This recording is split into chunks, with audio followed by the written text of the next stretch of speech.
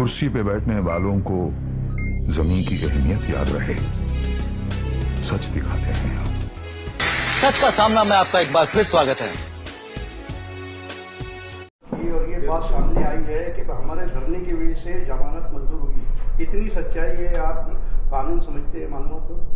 देखिए, धरना मोर्चे से कोई भी जामीन मंजूर होता नहीं है। धरने मोर्चे का कोर्ट पे कोई भी असर होता नहीं है।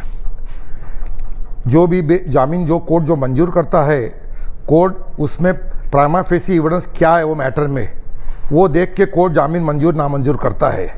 हमने जो दलील की उसमें वकील कैसा, इसमें प्राइमा फेसी वकील के खिलाफ कैसा एविडेंस नहीं है, ये कोर्ट को हमने बताया और ये सब बातें, और उसके बारे में हमने वकील को जो क्लाइंट इन्फॉर्मेशन देता है, जो मालूमात देता है, उस बेस पे वकील ड्राफ्टिंग करता है।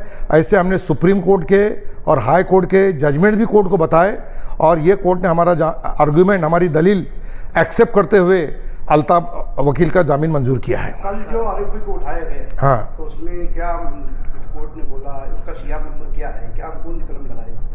कलम देखिए वो तो 420, 467, 468 ये सब कलम, और अभी बाद में मेरे मालूमात के हिसाब से 120 बी का भी एक कलम लगाया गया उसमें।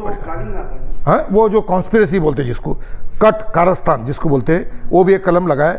ये जो कलम लगा रहे जा रहे, बढ़ाए जा रहे, ये खाली ये मैटर की ग्रेविटी बढ़ाने के लिए ये लगाए जा रहे कि ऐसे बड़े बड़े कलम लगे तो जामीन ना होए, जामीन मंजूर होने में तकलीफ आए, ये मकसद से ऐसे बड़े बड़े कलम लगाए जा रहे हैं। वो जो आरोपी को यहाँ लेके आए, क्या हो?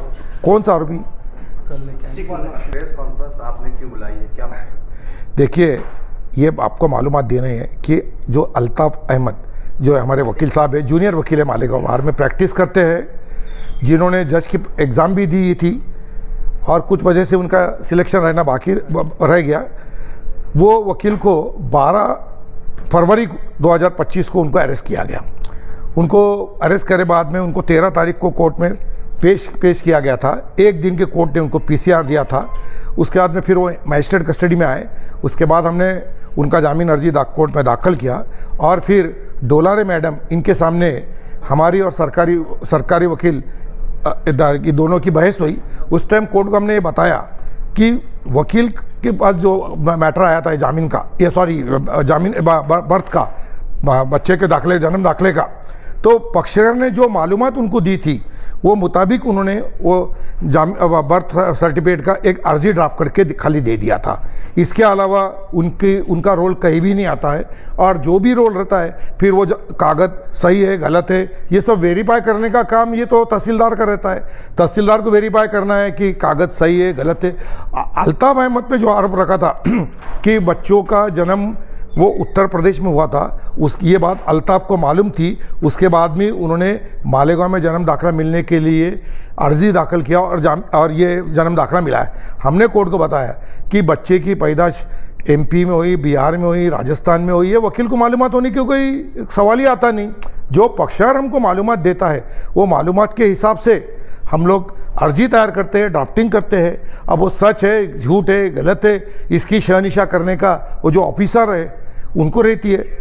इसके लिए वकील कोई दोषी रहता नहीं है। अगर ऐसे इसमें वकील को अगर आप आरोपी बनाएंगे तो वकील को वकीली का पेशा ही बंद करना पड़ेगा। ये सब कोर्ट को बताए और उसमें सुप्रीम कोर्ट और हाई कोर्ट के कुछ जजमेंट बताए कि वकील ने कोई सब जो गलत एडवाइस दिया है और वो गलत एडवाइस की वजह से कुछ उसके कोई कॉन्सिक्वेंसेस हुए होंगे। तो ऐसे बेस पे भी, क्योंकि वकील ये नहीं बोलता क्लाइंट को, ऐसी कोई गारंटी देता नहीं कि एक केस में 100% जीतने ही वाला हो। जैसा डॉक्टर भी कई पेशेंट को ये गारंटी देता नहीं कि तू 100% रिकवरी हो जाएगा, वैसा वकील भी 100% कोई गारंटी देता नहीं। वकील को जो क्लाइंट मालूमात देता है उस बुनियाद पे वकील ड्राफ्टिंग करता है, इसलिए वकील इसमें आरोपी हो नहीं सकता है। अगर वो समझ, और हमने दूसरे कोर्ट को ये भी एक बात बताई कि जन्म और मृत्यु का एक सेपरेट एक्ट है। अगर किसी इंसान ने, कोई पेरेंट ने कोई गलत मालूमात दी होंगी और जन्म दाखिला मिलाया होगा तो वो स्पेशल एक्ट है। वो स्पेशल एक्ट में तरतूद है कि अगर कोई झूठी मालूमात दे के जन्म का दाखिला किसी ने मिलाया होगा और कोई अधिकारी को जब मालूम पड़ता है कि झूठी मालूमात दे के ये दाखिला मिलाया गया है तो उनको वो जन्म दाखिला रद्द करने के अधिकार है और उसमें ज़्यादा से ज़्यादा फाइन लगा सकते हो जो आदमी ने मालूमात गलत दिया है। तो वो एक्ट के स्पेशल एक्ट के तरतूदी के एक्ट के अनुसार पुलिस ने कार्रवाई नहीं करते हुए डायरेक्ट 420, 467, 468, 471, 120B ऐसे बड़े बड़े कलम लगा दिए। अब समझो उत्तर प्रदेश में जन्म हुआ था और वो इंसान ने मालेगांव में जन्म का दाखिला मिला है, तो उनको वो एक्ट के मुताबिक वो जन्म दाखिला कैंसिल करा लेना चाहिए था, और जो आदमी ने गलत इंफॉर्मेशन दी है उसको ज़्यादा से ज़्यादा फाइन लग सकता था। बार काउंसिल एडवोकेट की भी नुमाइंदगी कर रहा है और शहर में जो लोग इससे मुतासिर है उनकी भी कर रहा है। आज की करंट पोजीशन इसकी क्या है और ये केस अभी किस नौयत पर है, क्या? अभी तो देखो तपास इन्वेस्टिगेशन चालू है और अभी मेरे ख्याल से 6 महीने का उनको SIT को टाइम दिया है इन्वेस्टिगेशन को। उसके बाद में 6 महीने के बाद वो उनका अहवाल, उनका रिपोर्ट वो गवर्नमेंट को सबमिट करने वाले हैं। मालेगांव शहर में आप लोग फी सबिलिल्लाह केस को लड़ रहे हैं, अब इसके ऊपर सियासत राजनीति शुरू हो गई है।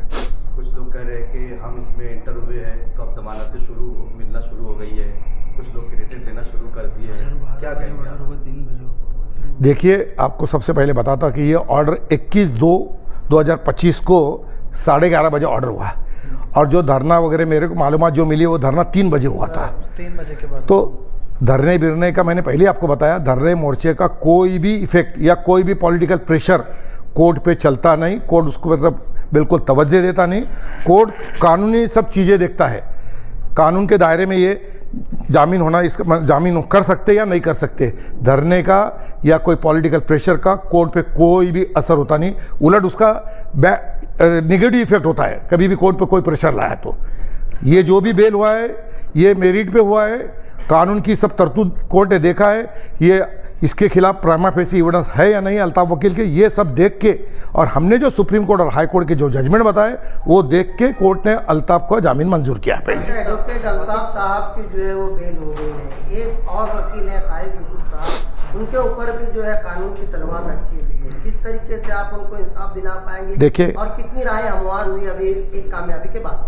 खालिद यूसुफ जो मेरे मालूमात से उनके भी खिलाफ गुनाह दाखिल हुआ है, और खालिद यूसुफ साहब का भी anticipatory bail application Azim Khan वकील साहब हमारे उन्होंने दाखिल किया था सेशन कोर्ट में, लेकिन सेशन कोर्ट ने उनका एंटीसिपेटरी बेल एप्लीकेशन खारिज कर दिया है।